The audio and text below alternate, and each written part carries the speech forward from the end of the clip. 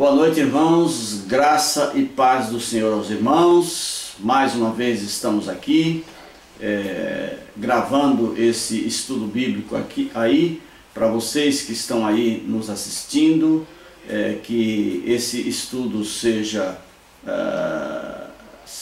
assim muito proveitoso para vocês.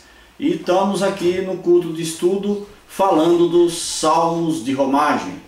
E no dia de hoje nós vamos falar do último salmo desta série de salmo de romagem. Como nós já vemos falando, salmos de romagem são os salmos dentro do salmo, um saltério dentro do saltério.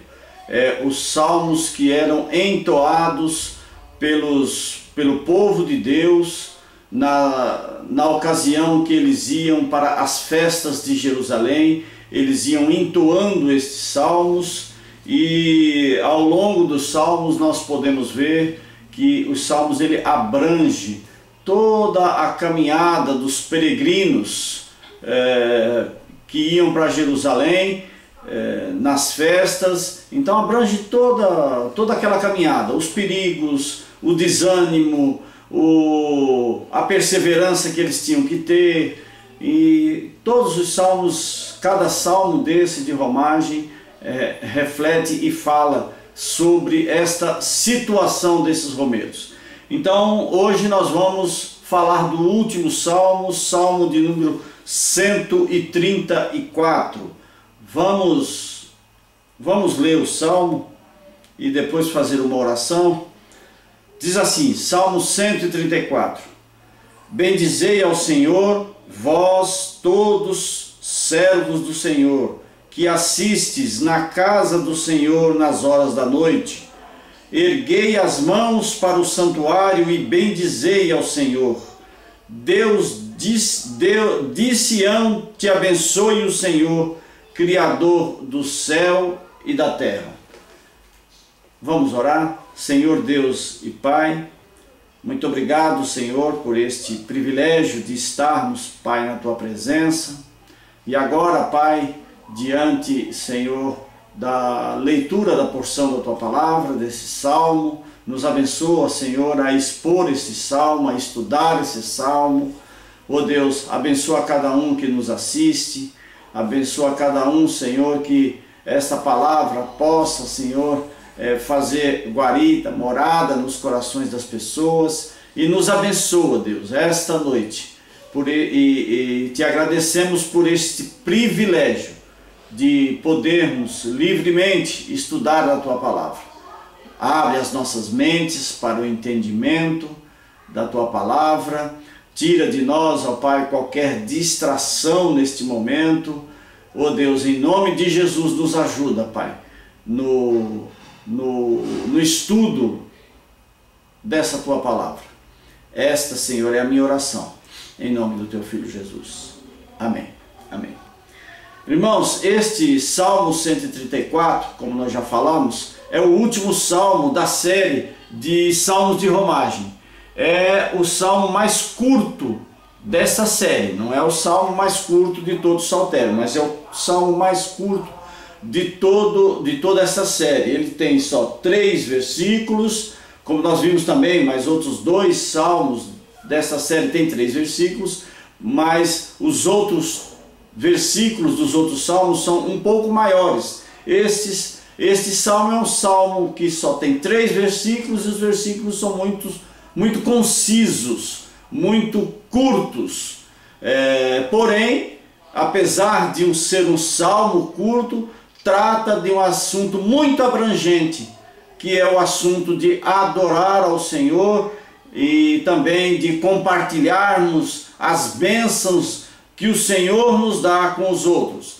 Este salmo encerra, portanto, a coleção com uma bênção e serve de transição para uma série de salmos que enfatiza o louvor ao Senhor. Nós vamos ver aqui que ele encerra o salmo com uma bênção. De Sião te abençoe o Senhor. E essa bênção serve de inferência para os outros salmos. se nós formos ver aqui, o Salmo 135 é um salmo de louvores a Deus. Depois nós temos o Salmo 136, que é aquele louvor em forma responsiva, né?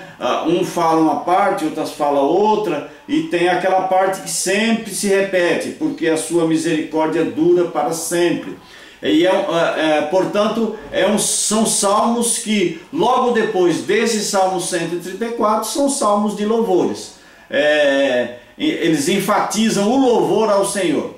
Portanto, as inferências que podemos fazer a partir desse salmo devem nos servir de estímulo em nossa jornada de peregrinação e nos transformar em bênção para os outros. Estímulo por quê? Porque esse salmo nos estimula a estarmos focados na adoração ao Senhor, a bendizer ao Senhor por tudo o que Ele é nas nossas vidas.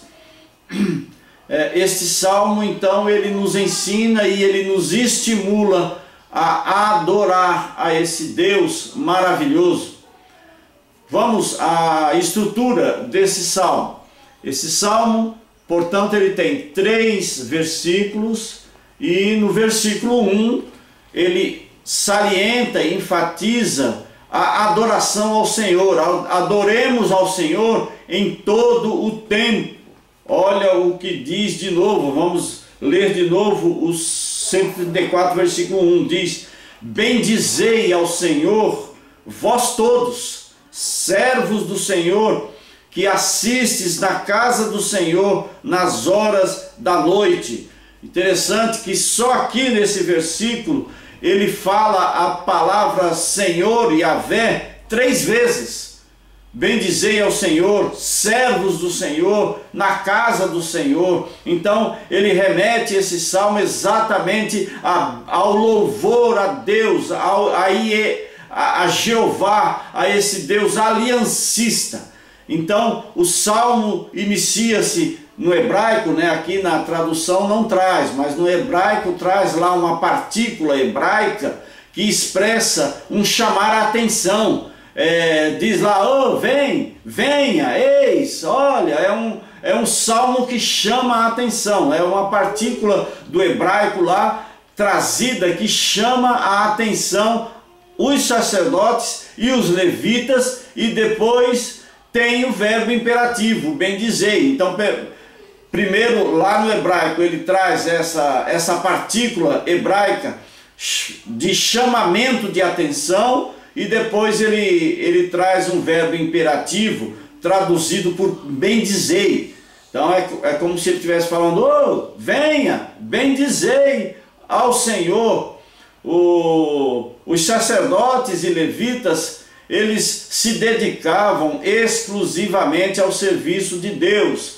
Nós sabemos que os sacerdotes eram da linhagem lá de Arão, da linhagem de sacerdotes, e tinha os levitas, que era da tribo de Levi, que essa tribo ela foi separada exclusivamente por Deus para fazer o serviço de Deus na casa de Deus, desde a época lá dos tabernáculos. Eram os levitas os responsáveis por organizar tudo. E aqui também continua, aqui no templo de Jerusalém, no templo de Sião, eles trabalhavam, eles eram, o ofício deles era dedicado exclusivamente ao serviço, ao trabalho de Deus.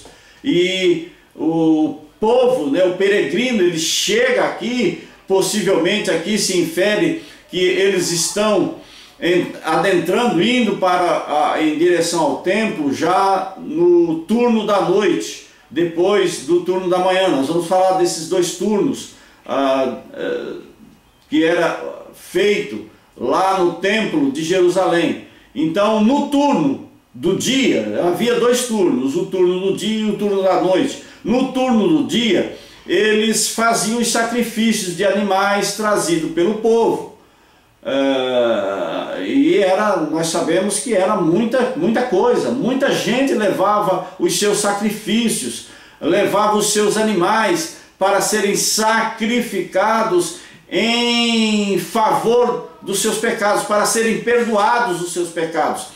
E esse trabalho, quem organizava tudo eram os levitas, e quem fazia o sacrifício era o sacerdote. Era o sacerdote a pessoa responsável por sacrificar o animal, aspergir o sangue do animal, e depois fazia toda aquela preparação de perdão dos pecados, né? O animal ali era sacrificado, e o sacerdote passava os pecados daqueles que traziam os animais, passava esse pecado aos animais, e os animais ali eram sacrificados para que os pecados daquela pessoa fossem perdoados. E esse era o trabalho diário, um trabalho intenso que eles faziam aí. Naquela época o templo, né, a gente pode imaginar e comparar como um grande açougue, né? O grande açougue, a gente sabe que o açougue de hoje, ele mata os animais para vender a carne, mas naquela época, na época do sacrifício, nós podemos comparar a um grande açougue. Esse serviço era intenso em face do número de pessoas que levavam os seus sacrifícios. Imagina o número de animais que eles tinham que matar, e nós sabemos que não era simplesmente matar, era a preparação de matar, de levar aqueles que tinham que ser levados para o holocausto, era limpar depois tudo aquilo. Portanto, era um trabalho intenso,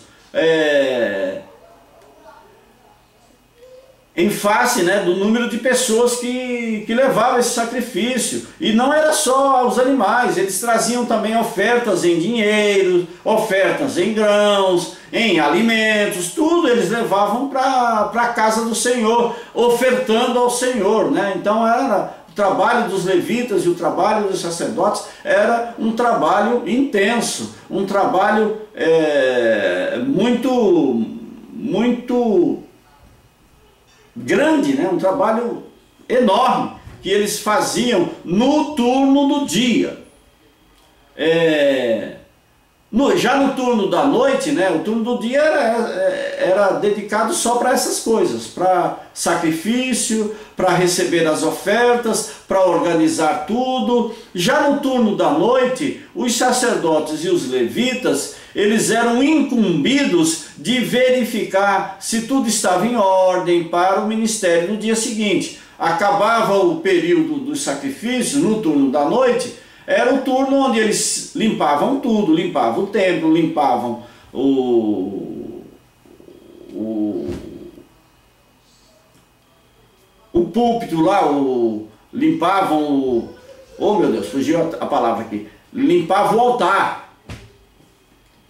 Então era um tempo de eles organizarem tudo, limpavam o templo, limpavam o altar, deixava tudo preparado para o ministério do dia seguinte começar tudo de novo, aos sacrifícios. Então eles eram incumbidos a isso durante a noite. Eles deixavam tudo em ordem, limpeza, organização de tudo que envolvia os sacrifícios, além de serem responsáveis a manter o fogo do altar e as luzes do candelabro sempre acesas, né? Tem lá isso, lá na lei, lá descrito lá em Números, tem isso, esse cuidado, que eles não podiam deixar o fogo do altar de holocausto se apagar. Aquele fogo tinha que estar sempre sendo alimentado para que nunca se apagasse. E também as luzes do candelabro, né, do candeeiro do templo, eles tinham que estar sempre alimentando com óleo, ajeitando o pavio para estar sempre acesa aquelas lâmpadas. Isso era um preceito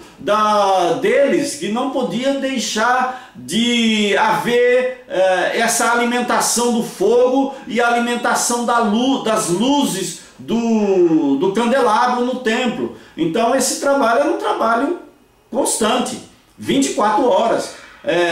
Tanto no turno do dia como no turno da noite, tinha que haver aquelas pessoas especificamente para tratar disso, não deixar o fogo e nem as luzes do candelabro serem apagadas. Então era um ministério intenso, era um ministério constante, 24 horas.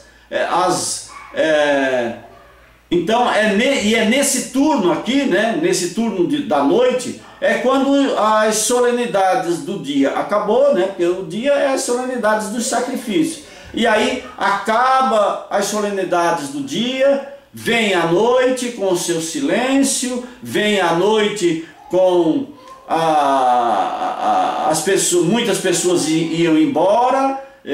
Embora alguns ficavam 24 horas no templo, mas a maioria das pessoas iam embora, ia para poder outras voltarem, ou elas mesmas voltarem no dia seguinte e continuarem a fazer toda aquela liturgia do sacrifício. Então esse trabalho, quando era o trabalho noturno, quando as solenidades do dia se acabavam, aí é que os peregrinos aqui, e é o contexto aqui desse salmo, que os peregrinos exortam os sacerdotes e os levitas a não deixarem de adorar e bendizer ao Senhor.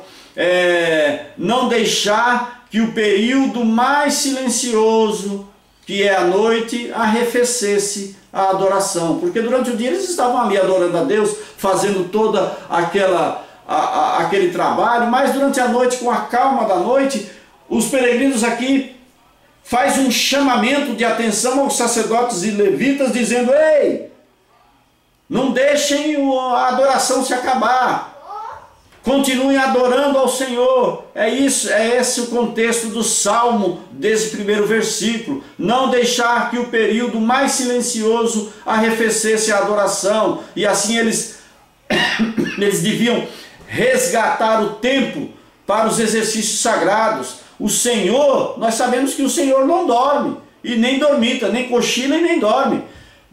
E aí eles exortam então os sacerdotes a bendizer ao Senhor. Bendizei ao Senhor, vós todos servos do Senhor, que assistes nas horas da noite. Está vendo? Aqui é dirigido ao turno da noite, para que os sacerdotes e os levitas que assistiam no templo durante a noite não deixassem a adoração arrefecer, a adoração acabar. Não era só o fogo e as lâmpadas do candelabro que não deviam se acabar, não, a adoração também. Então ele está dizendo aqui: bendizei. Bendizer é falar bem, bendizer é falar da glória de Deus, bendizer é dizer da bondade de Deus. E é essa o primeiro aspecto desse salmo, nesse versículo 1. Adoremos ao Senhor em todo tempo, seja de dia, seja de noite, adoremos ao Senhor. É essa a exortação que os peregrinos estão fazendo aqui aos sacerdotes e aos levitas. No versículo 2, nós vemos que eles dizem: erguei as mãos para o santuário e bendizei ao Senhor. Então, o versículo 2, ele vai falar de uma adoração constante e reverente. O versículo continua falando sobre a adoração que os sacerdotes e levitas devem prestar ao Senhor. Erguer as mãos é uma postura que expressa o sentimento do coração na adoração. Mas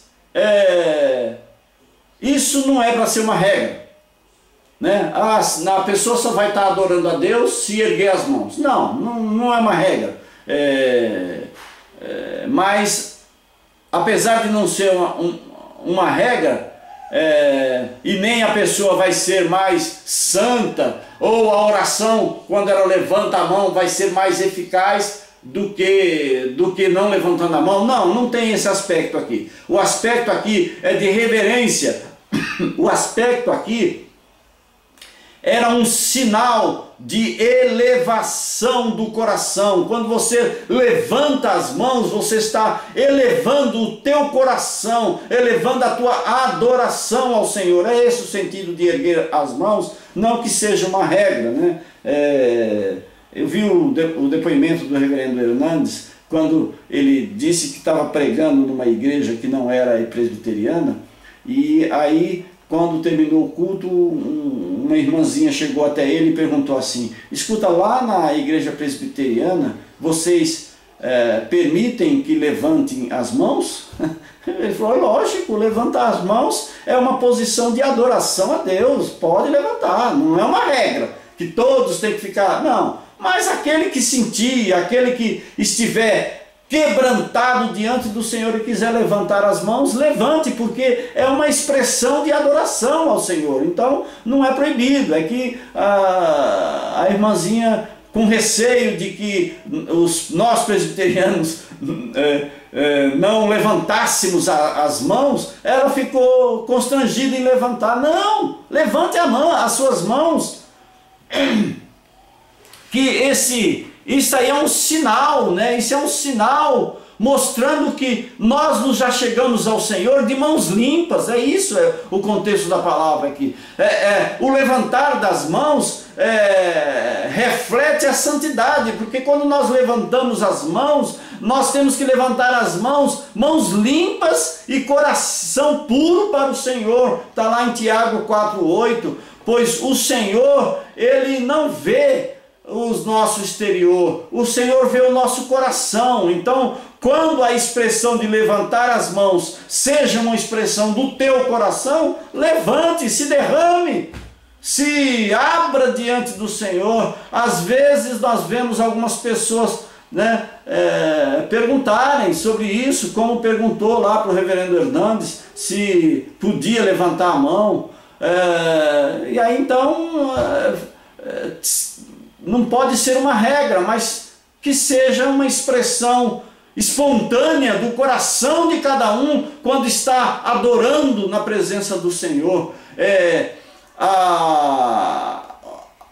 O levantar de mãos, além de remetermos o adorador às mãos limpas e coração puro, também está dizendo ao Senhor que nós não temos nada para oferecer. Quando nós levantamos as nossas mãos vazias ao Senhor, em direção ao Senhor, nós estamos querendo também expressar aquilo que nós não temos nada a oferecer, senão o nosso coração ao Senhor. Nós estamos também numa posição de que receber do Senhor aquilo que Ele tem para nós. É a simbologia aqui de levantar as mãos.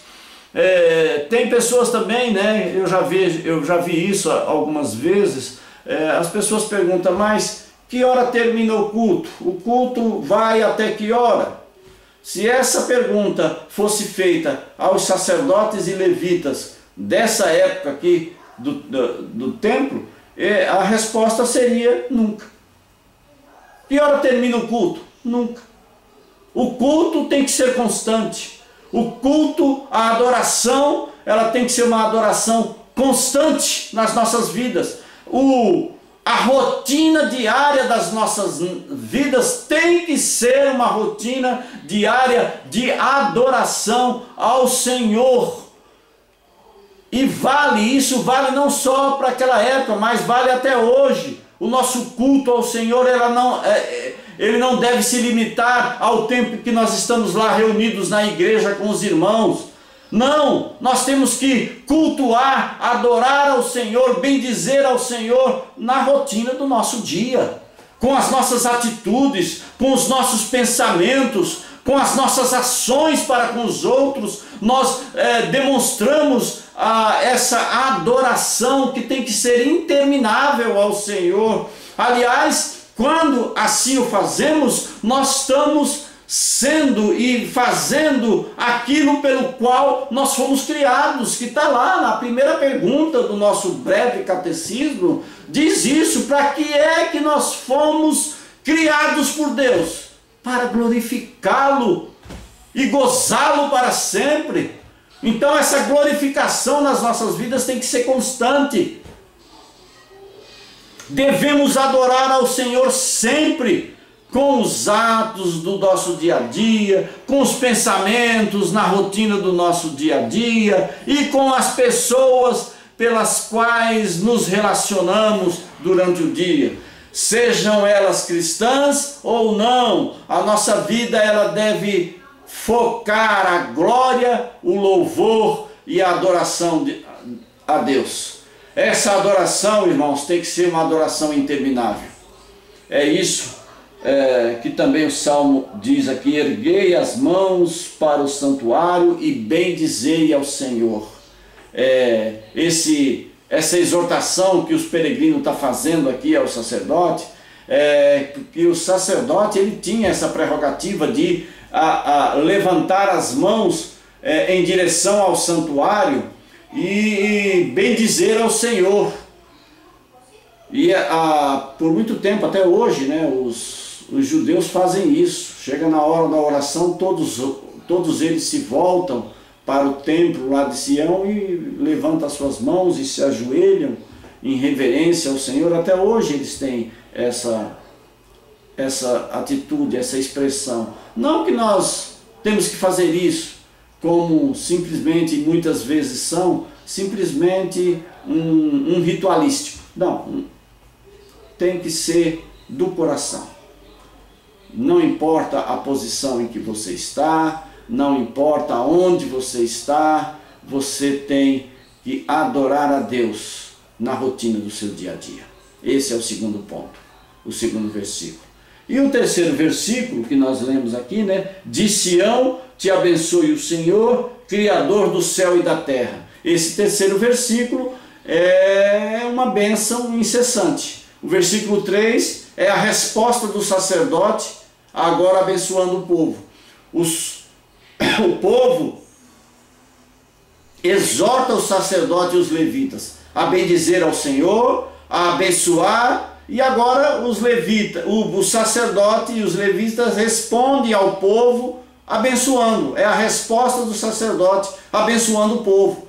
Quando os peregrinos estavam saindo do templo, né, ao final do turno deles lá de levar a sua adoração, de cultuar a Deus, quando eles iam indo embora, o sacerdote oficiante exclama essa palavra: de Sião te abençoe o Senhor. E aqui interessante é que o pronome aqui, né, te, é singular. Ele não abençoa assim, sabe, todos de uma vez só. A expressão aqui é uma expressão particular, é uma expressão individual, porque a bênção de Deus é para cada um de nós individualmente, em particular, pessoalmente.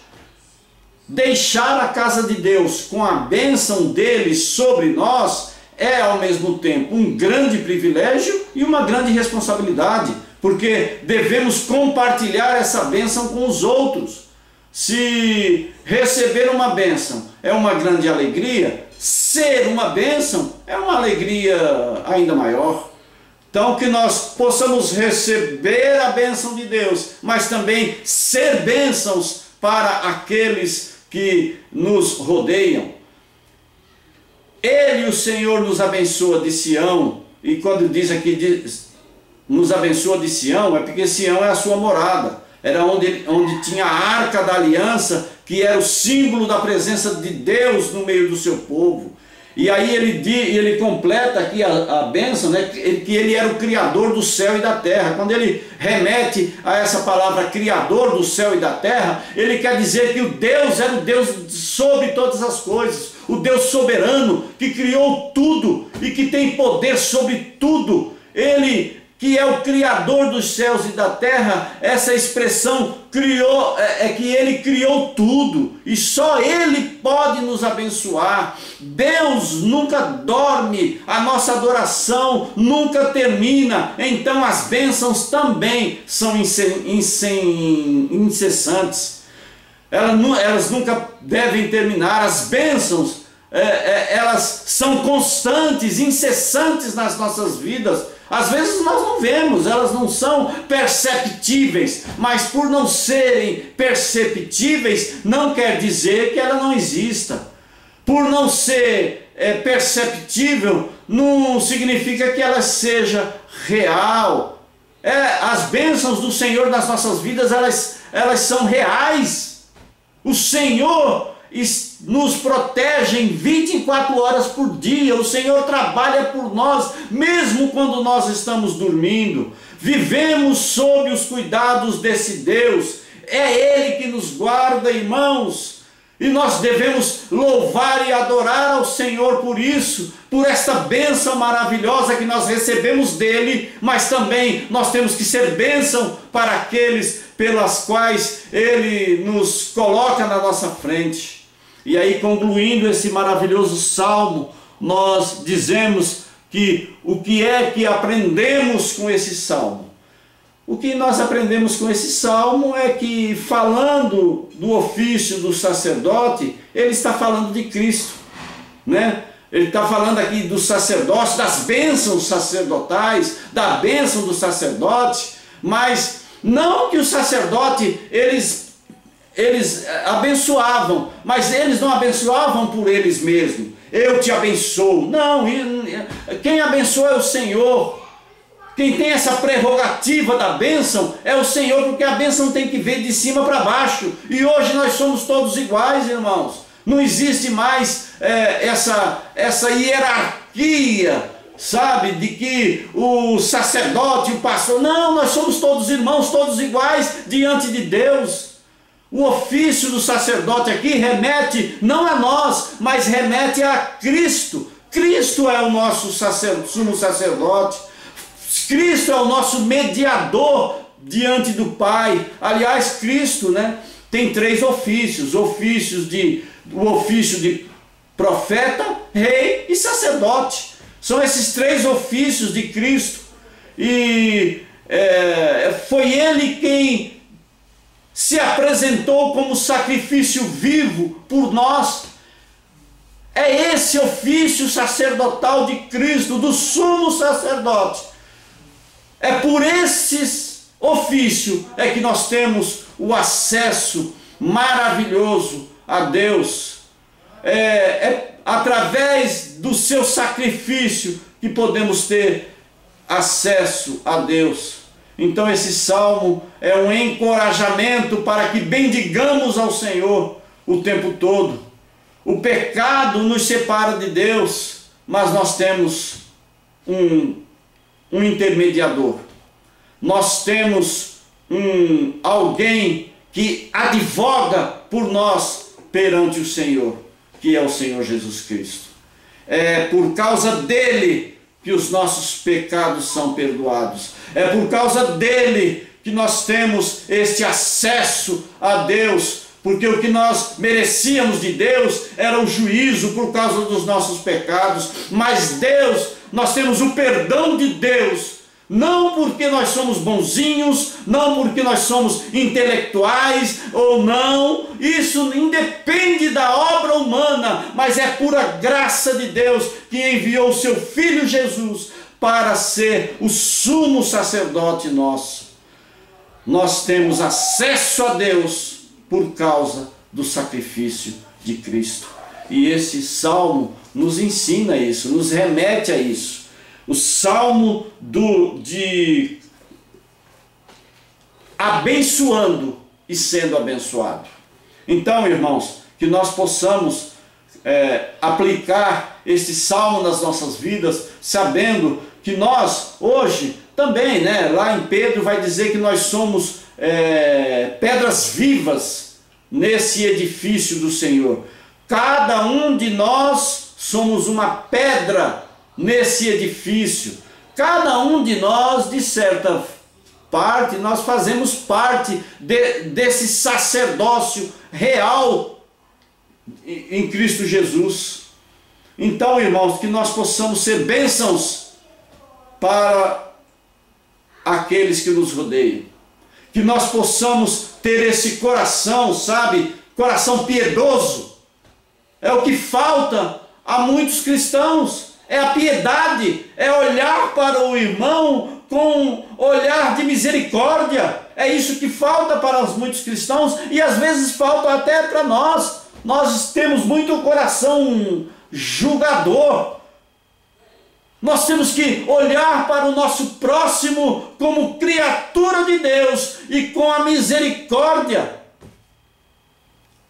Que Deus assim possa nos abençoar, ó, irmãos, e que nós sejamos bênçãos na nossa casa, na nossa parentela, na nossa sociedade, nos nossos vizinhos, na nossa cidade. Nós temos que ser esses abençoadores de Deus para as vidas. Que Deus abençoe, que a graça do nosso Senhor e Salvador Jesus Cristo, que o amor de Deus o Pai e que as doces e eternas consolações do Espírito Santo estejam com cada um de vós, povo de Deus espalhado por toda essa terra e por todos aqueles que nos assistem, hoje e sempre. Amém. Amém. Irmãos, deixa eu terminar essa série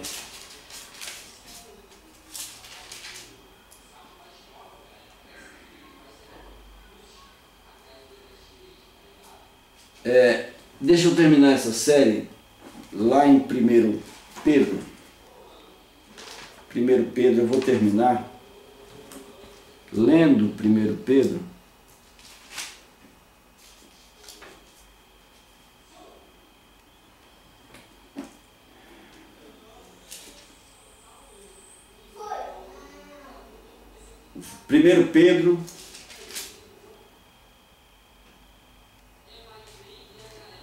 Primeiro Pedro, eu vou ler o capítulo 22, diz em diante, 22 a 25.